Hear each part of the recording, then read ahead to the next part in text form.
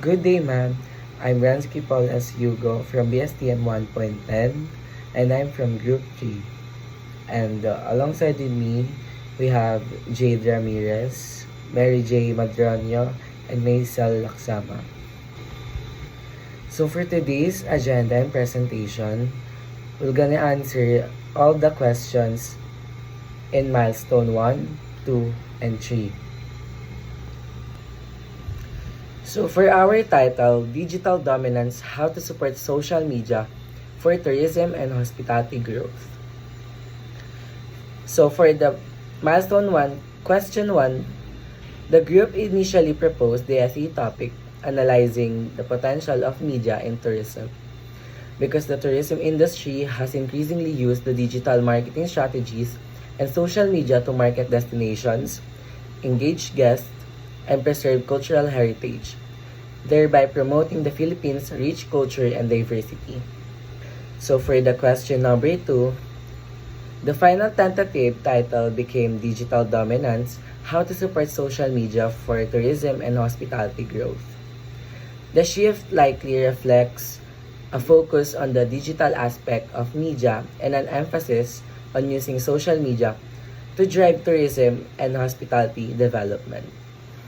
For question number 3, the original focus was on exploring how digital marketing and social media can be leveraged to market destinations, engage visitors, and preserve cultural heritage with an aim to boost the tourism sector and overall national growth. The outline would involve analyzing media's potential in tourism promotion and its impact on cultural and economic development. For question number 4, the document does not explicitly list specific drafting challenges, but typical obstacles might include aligning the analysis of media potential with practice social media strategies, gathering relevant data on digital marketing in tourism, and ensuring the essay connects cultural preservation with hospitality growth. So for the milestone 2, we have Jade Ramirez to present it. Good day everyone. Today I will be discussing our milestone 2, feedback and revision. For milestone 2, our group focused on revising our paper based on the feedback that we received. The main revision we made was fixing the hanging indentation in the reference list to ensure proper formatting and consistency. Our peer evaluation score was high, showing that our content was clear and well organized.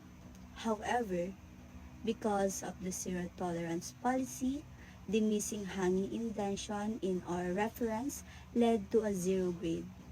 This showed us that formatting details are just as important as the content itself. The feedback that stood out the most was about the following APA reference guidelines correctly. It reminded us that even small formatting details can affect the overall quality of an academic paper. As a group, we responded positively to the feedback. We discussed the comments together, divided the tasks, and carefully applied the suggested revisions. We made sure the reference list followed the formatting correctly before finalizing our work. From this stage, we learned that revision is an important part of the writing process. Peer feedback helped us become more detail-oriented and improved our teamwork, which will be valuable in future academic tasks. Thank you. And that concludes our milestone 2 reflection. How is your final draft different from the earlier version?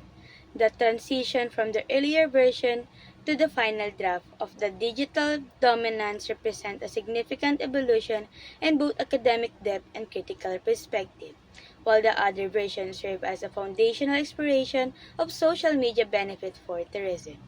The final version matures into a comprehensive and well-researched framework.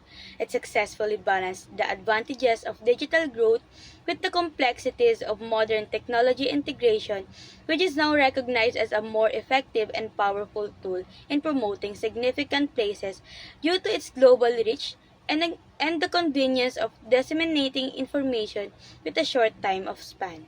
Furthermore, the final draft represents a holistic understanding of the modern tourism industry.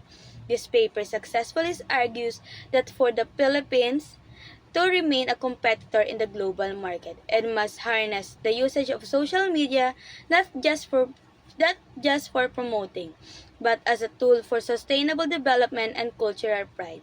This draft also understands the importance of digital media not just as a megaphone for marketing, but as a lens through which the traveler perceives the interact with the physical world. What improvements are you most proud of? And this paper, beginning from the first draft to the final draft, explores the knowledge of creativity of the researchers, allowing the people to deepen their understanding through the use of this paper that is significant about tourism in the lens of social media. The improvement that I am most proud of is that in the first draft, the focus was primarily on social media as utility.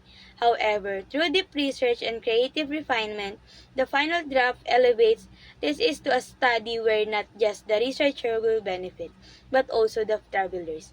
Additionally, and depth of understanding ensures that the paper serve not just an academic requirements, but as a valuable resources for anyone looking to navigate the vibrant yet complex future of global travel.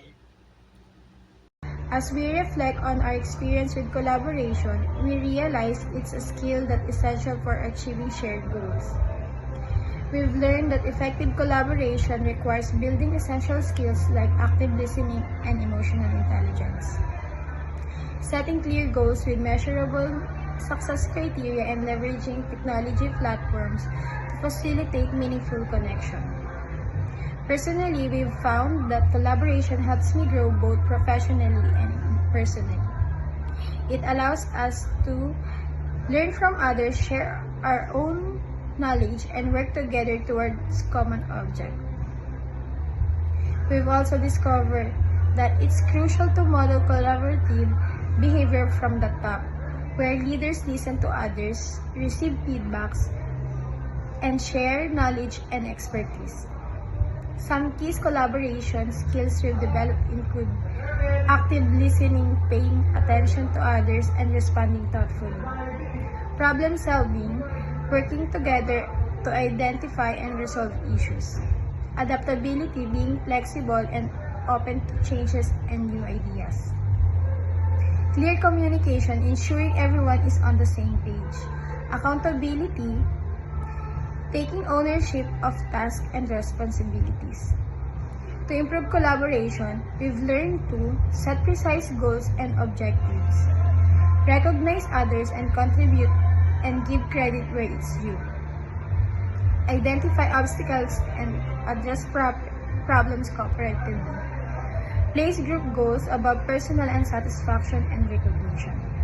Overall, we've found that collaboration is a powerful tool for achieving success, and I'm committed to continuing to develop my skill in this area.